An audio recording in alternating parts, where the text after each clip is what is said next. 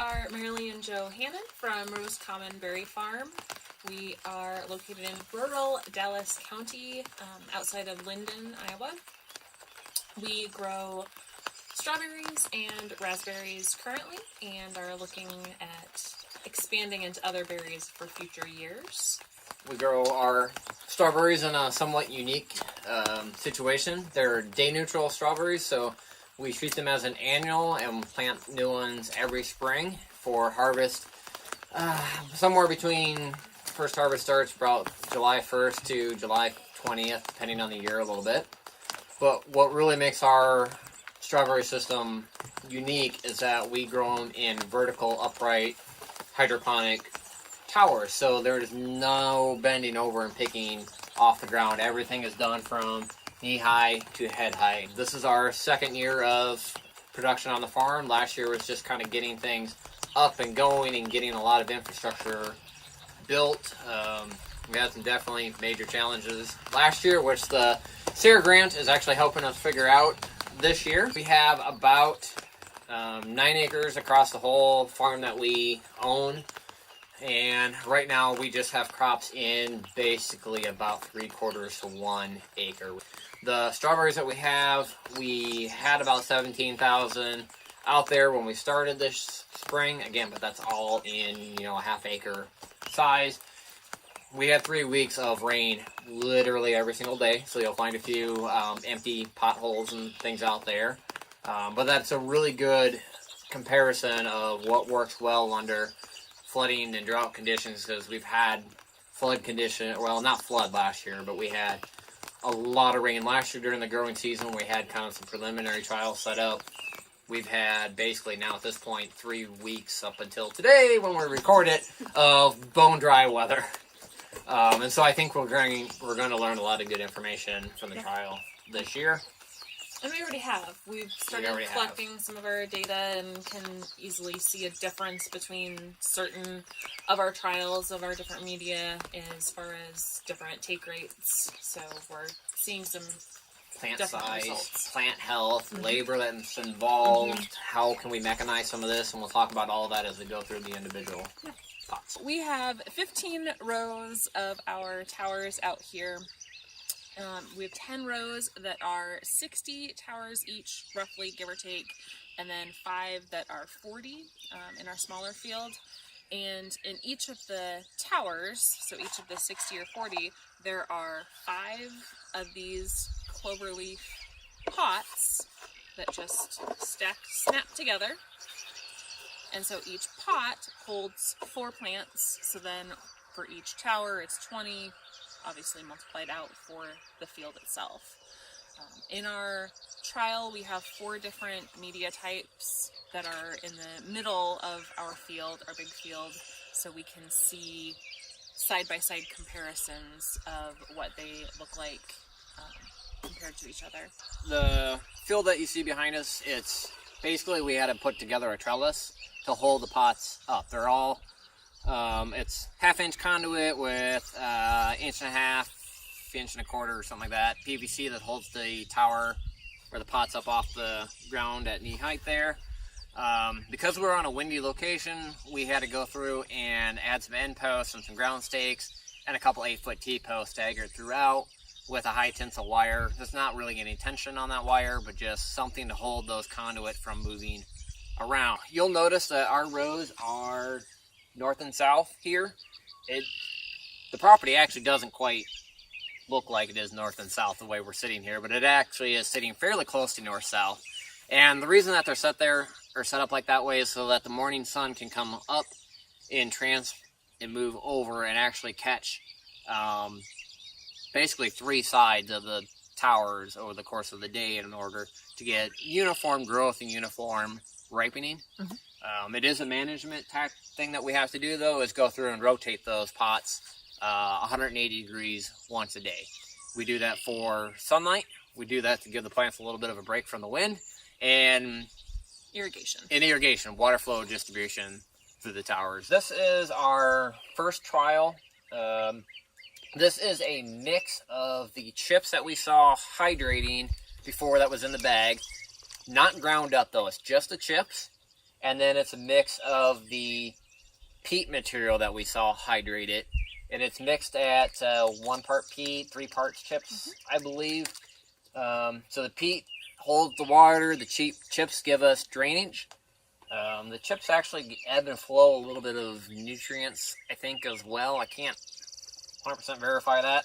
So pros to this media is it's fairly well drained, and you can easily change drainage by adding more peat to that mix to suit your needs.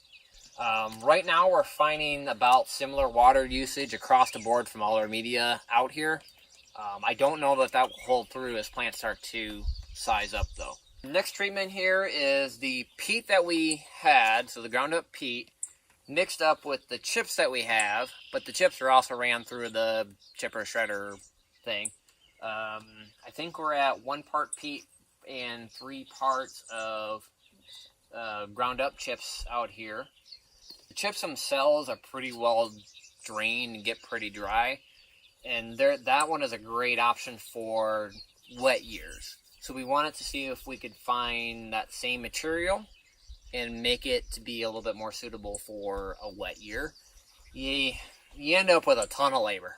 I mean, because you're already running stuff through the chipper. Then you got to back mix it with the peat, and it doesn't store well. So it's not something we can do during the off season. I've got iron chlorosis on some of these leaves, so I still need to foliar feed it and things like that, and account for some of the excessive leaching that the other media has. So I'm not gaining anything by adding the extra labor to this media. So this one will never be seen on this farm again. Another media that's in the trial, this one is the chips that we had and then ran through the chipper shredder mulcher thing. And it's just a nice fine grain material that we saw earlier. The reason that we like this one is it's very well drained. So we get into a wet year, water moves down through here, and these strawberries are never wet. In fact, we got a 1/2 inch of rain this morning. We may, if it gets sunny and warm out, we may have to irrigate this afternoon. And I should mention all of these are on a twice-a-day irrigation cycle. That's the way we're set up. The challenges on it, though, is the nutrients run out. And then you end up with iron deficiency. So you can see I've got some iron deficiency here. So it becomes really critical to make sure that you're managing putting just enough water on to get everything hydrated, but not too much and leaching excess out. And then coming back in, you're going to have to do some foliar feeding after a rain falls. Labor-wise, the stuff is really easy to hydrate. It's really easy to chip, other than it takes time. Right, time is the worst part of the labor with this. Planting into it is really easy. It really doesn't take much time at all. It's so fine that you can just pop the plant right in. Yeah. Really, it's the time that it takes to hydrate and run everything through the wood chipper. Finally, we have our peat and perlite mix. This is, again, more closer to what's generally used for hydroponic strawberries and flat culture beds. This is nice because you can pre-mix it and put it all together and run it through an auger or a pot filler. I mean, this is designed to go through a pot filler. It's also the cheapest overall of all the different types of media and the lowest labor of all the different types of media. Going to what I think is a little bit higher quality peat media, going to a higher ratio of perlite in there, and perlite is going to detract water, so it's going to shed water away from the plants. It's actually working out pretty well for us. The challenge on it is it dries out, and so when it dries out, it blows. And so we have peat and perlite that's Everywhere. Blown all over the place out of here. It's hard to keep it wet on a windy day. Inside a greenhouse or a high tunnel where we could provide wind protection, this would be great because it would never blow around. It'd be pretty easy to manage and keep in place. Water flow and distribution across the pots throughout the tower. By far, this is the best. Again, it's going to be your better option when you get into a droughty situation like we've had the last couple weeks. We get into a wet period, we may end up struggling again. So we'll have to see how that goes. The other thing that I like about this is that you can direct seed and plant other things into it pretty easily. One other thing to note with the peat and perlite is I had commented on the ease in planting into the chipped up stuff. This is even easier. I think I had timed at one point and we were able to plant an entire tower in a minute. Which means on a long row, you got an hour planting, which is fast. When you can do a short row like this, one person in 45 minutes. Right. And our reports will all reflect actual person hours per unit, but it's fast. So what led us to the Sayre Farmer Rancher program? One of the challenges with growing strawberries in these vertical upright towers is water distribution, water holding capacity in these towers.